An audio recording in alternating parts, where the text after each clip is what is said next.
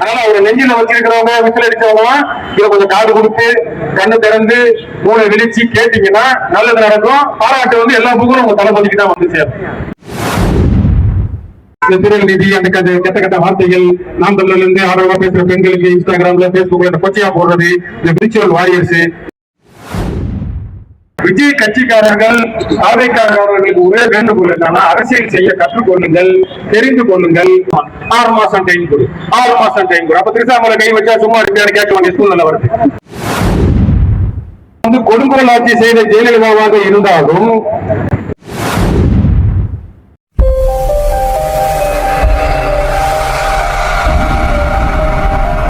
பெருமையா சொல்றோம். நீங்க நெஞ்சில வச்சுக்கோங்க, உங்க கண்ணை தரங்க, உங்க மூளையை கொஞ்சம் தரங்க. இந்த கோரிக்கை நியாயமா நியாயம் இல்லையா? முதல் கோரிக்கை தமிழர் வல்லாதவர் பொறுத்தவரை படத்துக்கு தயாரிப்பாளராக இருந்தவர நீ எப்படி உதயநிதி நெட் மூவிஸ் கம்பெனி ஆரம்பிச்சாரோ நீ ஏதோ ஒரு கம்பெனி ஆரம்பிச்சா சம்பாதிக்க விடுங்க, அது நம்மளுக்கு ஒன்றும் பிரச்சனை இல்லை. நீ தமிழர் பிரதிநிதியா ஒரு அரசு ஊழியரா போடுறது வந்து அது ரொம்ப தமிழர்களை அவமானப்படுத்துவது. இதை வந்து விஜய் அவர்கள் புரிஞ்சுக்கணும். ஓட்டு போட்டவர்கள் விசில் அடித்தவர்களும் அவரை நெஞ்சில வச்சிருக்கிறவங்களும் கொஞ்சம் புரிஞ்சுக்கணும்.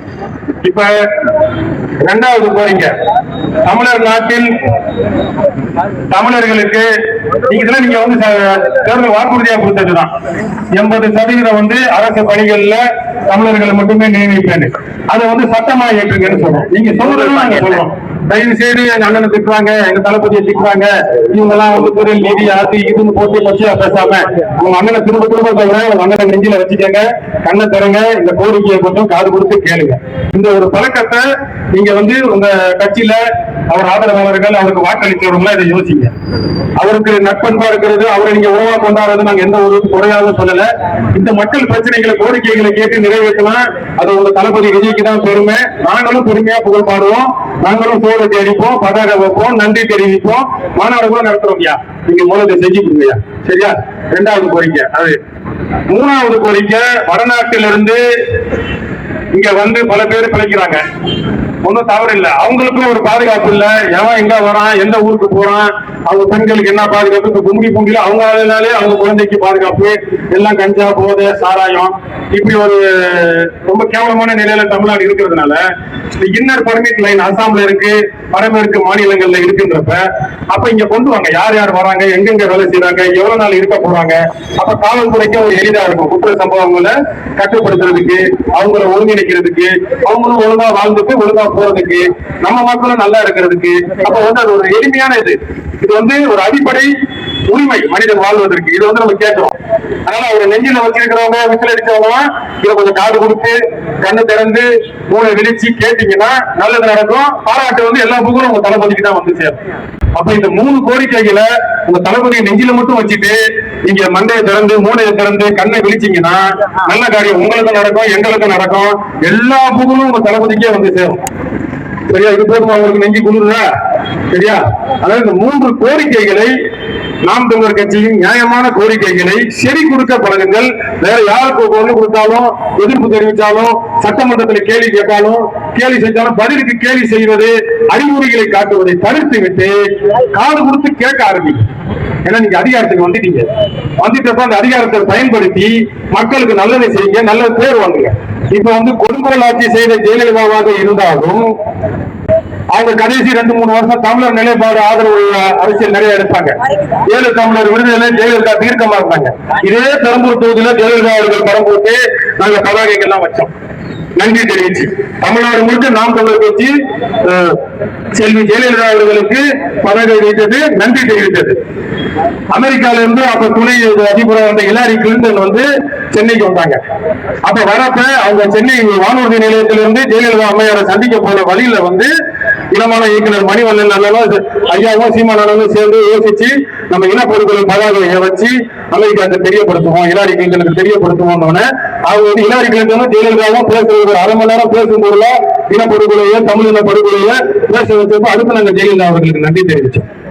அப்ப நல்லது செஞ்சா நன்றி தெரிவிக்கிறோம் தான் நாம் தமிழர். சரியா? இதை வந்து நீங்க அடிப்படையா புரிஞ்சுக்கோங்க. இந்த திருநெல் நிதி அந்த கெட்ட கெட்ட வார்த்தைகள், நாம் தமிழர்ல இருந்து ஆதரவா பேசுற பெண்களுக்கு இன்ஸ்டாகிராம்ல பேஸ்புக்ல இந்த கொச்சையா போடுறது, இந்த விர்ச்சுவல் வாரியர்ஸ், இந்த கொச்சை கேவலத்தை விட்டு விடுங்கள். தயவுசெய்து கெஞ்சி கேட்டுக்கிறேன். உங்க தளபதியை நெஞ்சில வச்சுக்கோங்க, மூஞ்சில பாத்துக்கங்க. தயவுசெய்து கண்ணையும் மூளையும் விழிங்கன்றதுதான் எங்களோட கோரிக்கை.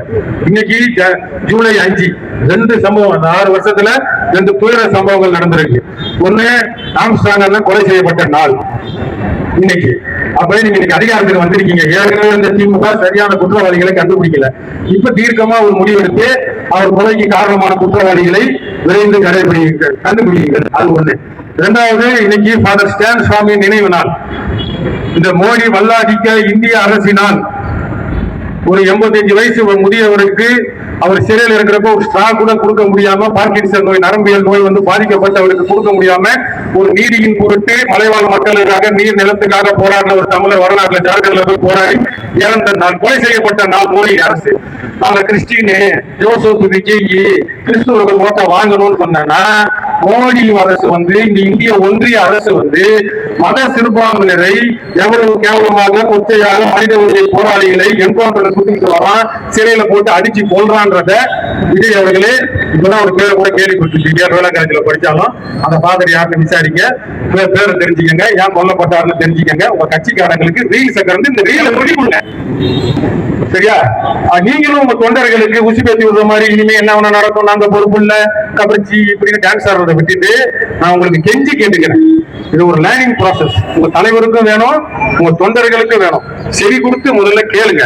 அப்ப இந்த பிரச்சனையை வந்து நீங்க மோடி எதிர்க்கிறேன், சமூக நீதிக்குன்னு மன்னிய ஒரு அமைச்சர் போட்டுட்டேன் அப்படின்னு சொல்லிட்டு இந்த மாதிரி ஊரை ஏமாத்தாம நல்ல காரியங்களை செய்ய ஆரம்பிங்க. நாள் இருக்கு. சட்டம் ஒழுங்குல மட்டும்தான் உங்களை எல்லா கட்சிகளும் குறை சொன்னாங்க, நாங்களும் குறை சொன்னோம்.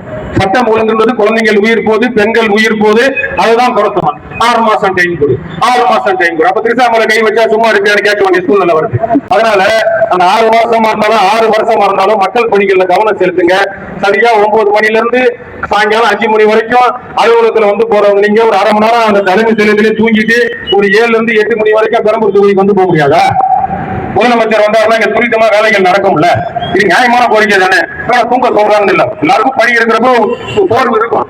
அந்த சோர்வை முடிச்சுட்டு வாங்கல, ஒரு 1/2 மணி நேரம் 1 மணி நேரம் உங்களுக்கு தனிப்பட்ட அறை இருக்கும்ல, தூங்கி எந்திரிச்சு வாங்கல. நைட் டியூட்டி பாக்குற இன்ஸ்பெக்டர் எங்க தூங்குவாரு? ஆபீஸ்ல தான் தூங்குவாரு.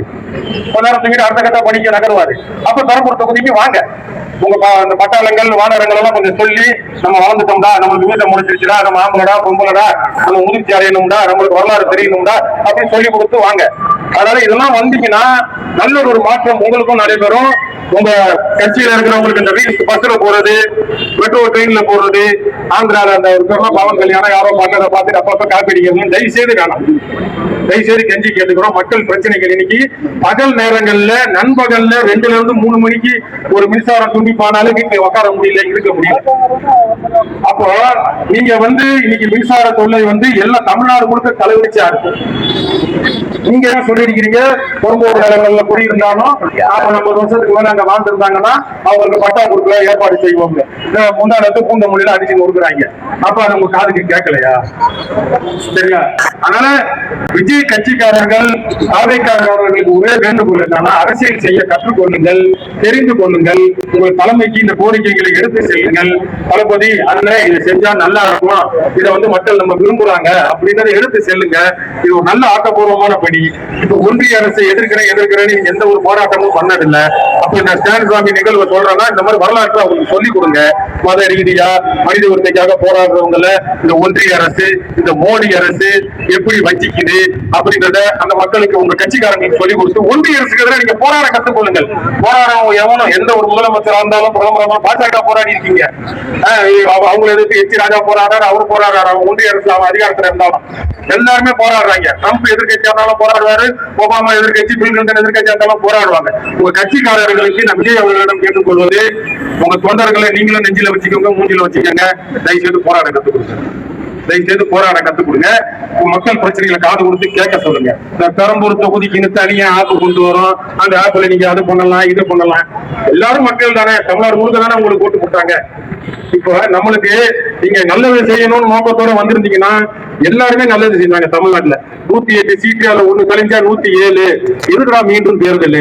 கம்யூனிஸ்டுக்கார விடுதலை சொத்துல போய் எக்ஸ்கியூஸ் மீ அங்க பிடிக்கவா அப்படின்னு கேட்டு வந்தாங்க.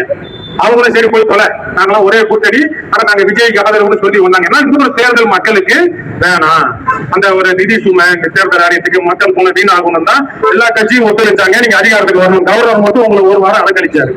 சரி, அப்ப தேர்தல் வரக்கூடாதுன்னு நினைச்சு உங்களுக்கு ஒரு வாய்ப்பு கொடுத்தா இப்ப 10-15 பேரை கூப்பிட்டு நிக்கிறீங்களே, என்ன கணக்கு இது? இப்போ நீங்க மோடிக்கு எதிராக இருக்கிறீங்க அப்படின்னு சொல்றீங்க, ஒன்றிய அரசுக்கு எதிராக இருக்கீங்கன்னு. இந்தியா முழுக்க இருக்க காலி இடங்கள்ல இடைத்தேர்தல் அறிவிச்சவங்க ஏன் தமிழ்நாட்டுல மட்டும் அறிவிக்கல? அப்ப இன்னும் எத்தனை உருப்படிகள் வரப்போகுது? அப்ப இன்னும் எத்தனை உருப்படிகள் வரப்போகுது? அப்ப நீங்க யாரோட தொடர்புல இருக்கிறீங்க?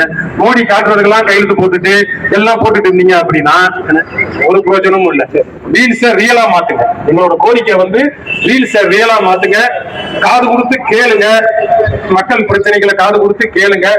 வந்து அங்க ஒரு கேலி கூத்தா சட்டமன்றத்தையோ ஒரு பொதுக்கூட்டத்தையோ ஒரு டிபேட் ஒரு விவாதத்தையோ எதுவும் மாத்தாம நீங்க தாராளமா விசிலடிங்க. அவரை நெஞ்சில வச்சுக்கோங்க, அவரை மூஞ்சில வச்சுக்கோங்க, வேற எங்க வேணா வச்சுக்கோங்க. ஆனா மக்கள் பிரச்சனைகளை காது கொடுத்து கேளுங்க. எங்களோட நியாயமான கோரிக்கைகளை மண்டையில ஏத்துங்க, கண்ணை திறங்க. நல்லது நடக்கட்டும். எல்லாரும் சேர்ந்து போராடுவோம். எல்லா போகணும் உங்க தளபதிக்கு இதெல்லாம் செஞ்சாருன்னா போய் சேரட்டும். நாங்க வாழ்த்து தெரிவிப்போம், பாராட்டு தெரிவிப்போம். செய்யலைன்னா அதே விதில் இருக்கிற ஆளுகளை வச்சு எதிர்வினை ஆற்றுறதுக்கு ஏற்பாடு செய்வோம். நன்றி.